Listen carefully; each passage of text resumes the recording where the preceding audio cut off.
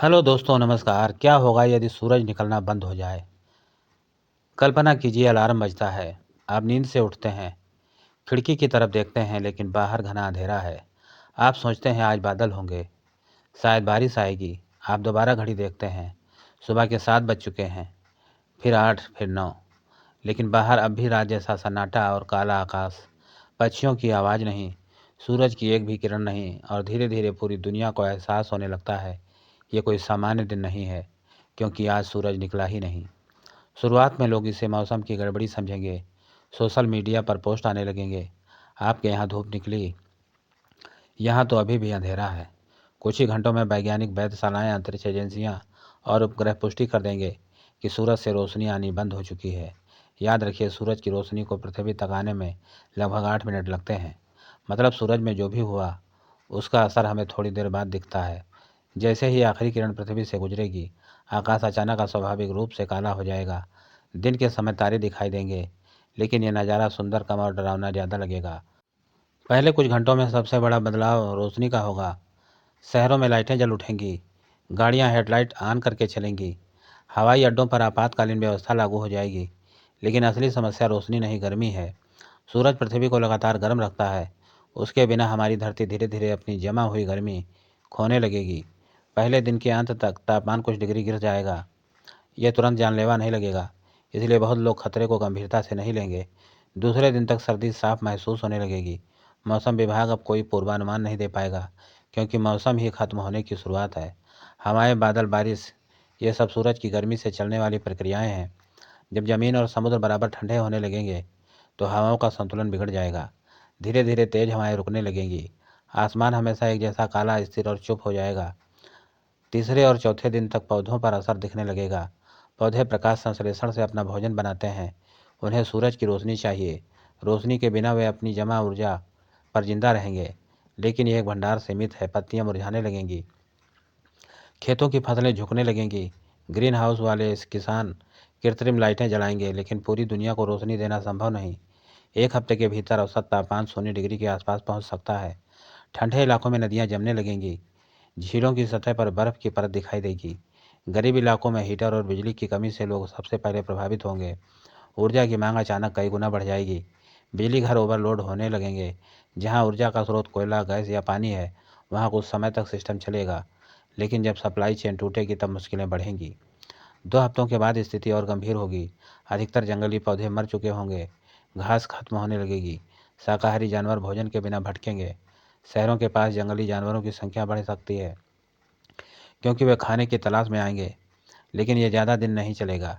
जब पौधे नहीं तो शाकाहारी नहीं, जब शाकाहारी नहीं तो मांसाहारी भी नहीं। 1 महीने के आसपास तापमान -40 डिग्री तक गिर सकता है। अब खुले में रहना लगभग असंभव होगा। समुद्र की ऊपरी सतह जमने लगेगी। हालांकि नीचे का पानी तुरंत नहीं जमेगा, क्योंकि पानी गर्मी धीरे धीरे सुख होता है। हवा बेहद ठंडी और सूखी होगी। सांस लेना तक दर्दनाक महसूस होगा।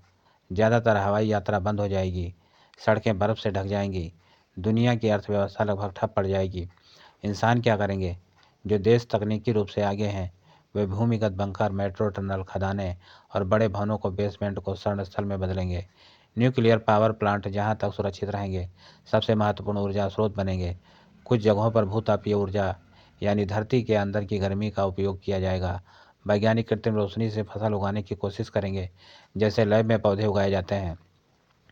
लेकिन यह व्यवस्था पूरी मानव आबादी के लिए पर्याप्त नहीं होगी। कुछ महीनों बाद मानसिक असर साफ दिखेगा। सूर्योदय और सूर्यास्त हमारी जैविक घड़ी को नियंत्रित करते हैं। बिना दिन रात के चक्र के नींद की समस्या, अवसाद, घबराहट और मानसिक बीमारियां बढ़ेंगी। लोग समय का एहसास खोने लगेंगे। कैलेंडर तो होगा, लेकिन आसमान हमेशा एक जैसा काला और खामोश। 1 साल बीतने पर पृथ्वी का औसत तापमान -70 डिग्री के आसपास पहुंच सकता है। महासागरों की सतह पर मोटी बर्फ जम जाएगी। शहरों के ऊपर बर्फ और धुंध की परत होगी। खुले में मशीनें भी सही से काम नहीं करेंगी। धातु सिकुड़ेंगी, ईंधन जम जाएगा, बैटरियां जल्दी खत्म होंगी। मानव सभ्यता अब छोटे छोटे सुरक्षित समूह तक सिमट चुकी होगी। क्या पूरी तरह जीवन खत्म हो जाएगा? शायद नहीं। समुद्र की गहराई में ऐसे जीव हैं जो सूरज की रोशनी पर निर्भर नहीं होते। वे समुद्र के तल पर ज्वालामुखीय दरारों से निकलने वाली गर्मी और रसायनों से ऊर्जा लेते हैं।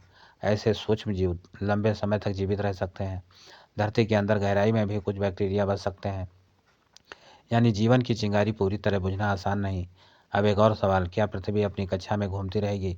अगर सूरज सिर्फ चमकना बंद करे लेकिन उसका द्रव्यमान वही रहे तो गुरुत्वाकर्षण बना रहेगा और पृथ्वी उसी रास्ते पर घूमती रहेगी, बस एक जमी हुई अंधेरी दुनिया के रूप में।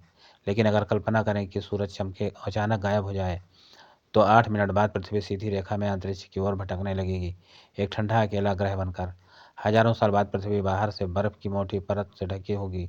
वातावरण का बड़ा हिस्सा जमकर सतह पर गिर सकता है।